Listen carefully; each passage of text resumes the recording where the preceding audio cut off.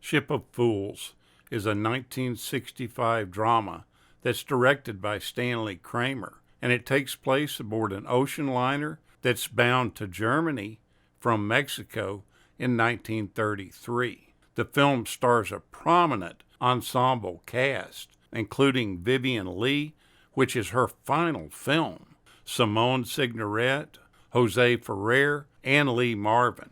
The movie is based on a novel from 1962 that was written by Catherine Porter, and it bears the same name as the movie. She normally only wrote essays and short stories, and this is her only true novel. And it was basically the culmination of a 20-year-long project that was based on her reminiscences of a 1931 ocean cruise she had taken from Veracruz to Germany. David O. Selznick wanted to purchase the film rights, but United Artists owned the property and demanded $400,000 for it. The book was adapted for the film by Abby Mann, and it was produced and directed by Stanley Kramer, who ended up with the film dropping in his lap. He planned to star Vivian Leigh, but he was initially unaware of her fragile mental health and also her physical well-being too. This movie proved to be her last film, and the director, looking back on it, felt like she mustered up a lot of courage in taking on this difficult role. She was very ill at the time, but she still had the courage to go ahead and try to make this be a successful production. Her performance was tinged by paranoia and resulted in outbursts that marred her relationships with a lot of the actors on the movie. Although there were a few actors that realized that she was sick and were sympathetic and fairly understanding at her actions. At the very end of the filming, the screenwriter Mann reportedly threw a party for almost the entire cast, with the exception of Gilla Golan. She wasn't invited at all because he wasn't satisfied with her performance.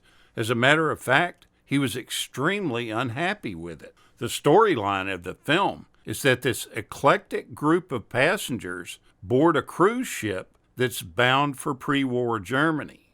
They form a microcosm of 1930s society. One passenger, a mysterious countess, is headed for a German prison camp, and the charming Dr. Schumann harbors a debilitating heart condition. Then there's the American divorcee, Mary Treadwell, and this is the role that's played by Vivian Leigh, who vainly attempts to outrun time itself. During their weeks at sea, the group forges bonds and rivalries and unearths secrets about each other and themselves. Initially, the director considered filming aboard an actual ship, but that was deemed just too difficult to do. A ship set was built at Columbia Studios, and a second unit filmed the backgrounds of the sea. This ship set extended over 4 sound stages and had 4 different levels to it. It's said that the special effects were done at Paramount Studios, so the whole set was broken down into 44 sections, each measuring 16 by 12 feet, and trucked over to Paramount for these scenes. It was initially thought by the director that he wanted Katharine Hepburn in this role of the Southern Belle that Vivian Leigh played. But Spencer Tracy was in bad health at this time, and Katharine Hepburn opted to continue to help care for him, and that's when they replaced her with Vivian Leigh. This was only Vivian Leigh's 3rd movie since she made Streetcar Named Desire in 1951, almost 15 years earlier. The 2 other films that she had made during this time period were The Deep Blue Sea from 1955 and The Roman Spring of Miss Stone in 1961. The director carefully photographed Vivian Leigh using a soft, gentle focus throughout the film. This led up to her climactic Charleston sequence when she is shot in a cold, unforgiving, sharp focus. When this happens in the film, it startles you. It happens so quickly and so loudly that you don't know what's really going on. That sequence is so perfectly synchronized that even after multiple viewings, it's impossible to determine whether the soundtrack cues her movement or vice versa.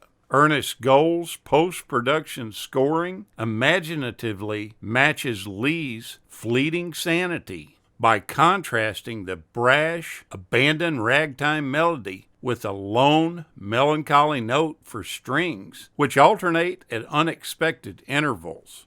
Oscar Werner received an Oscar nomination for his role as Best Actor, playing the doctor in the film. This is despite him being billed fifth in the movie. He was also one of the ones that dealt with alcohol as a major problem in his acting career, and it showed its ugly face on this set.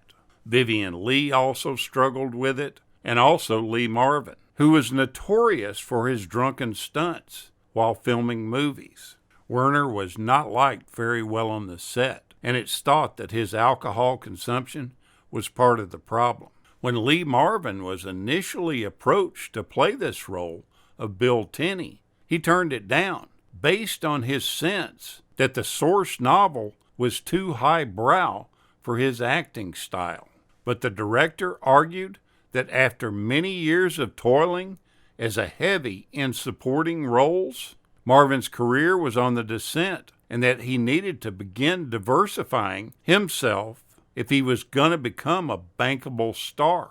He convinced Marvin to do it, and not only did he make this successful transition, he ultimately won the year's Best Actor Oscar, although it was not for this film. He won that playing in Cat Ballou with Jane Fonda.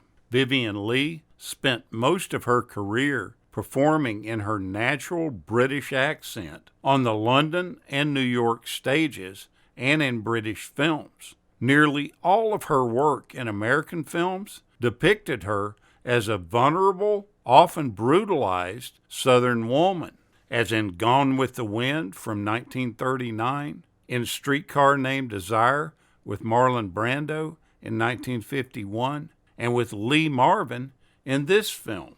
This role does have some of the haughtiness that Scarlett O'Hara had in Gone with the Wind. And this character of Mary Treadwell is not just a mere compilation of the various characters played by Vivian Leigh over the years. It is in many ways even a much darker character than Miss Leigh has ever played.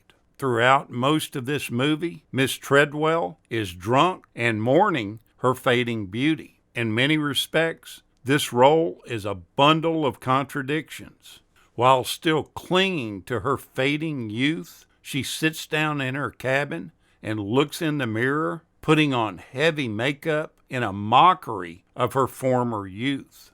Unlike many of Vivian Leigh's past characters, there was real rage and even real violence within Miss Treadwell. It's really hard to believe that this is her last film.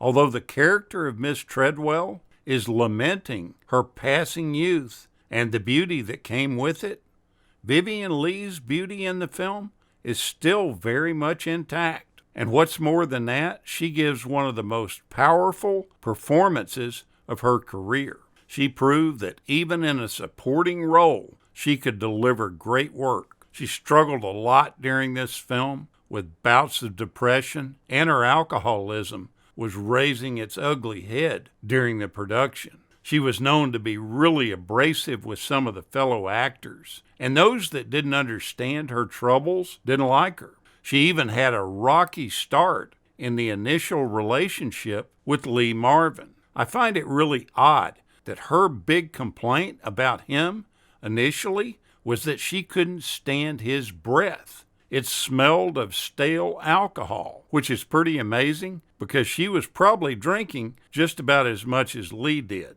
As time went on during the production, Lee Marvin charmed the pants off of her, though, and they became, unlikely, really good friends. It seems that Lee Marvin was able to do this with so many people that criticized him initially. If you've never seen Ship of Fools, and I think there's a lot of people that haven't seen it, You ought to take the time to watch it.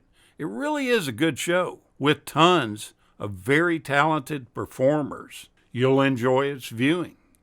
Thank you so much for watching, and we'll continue to chase the classics.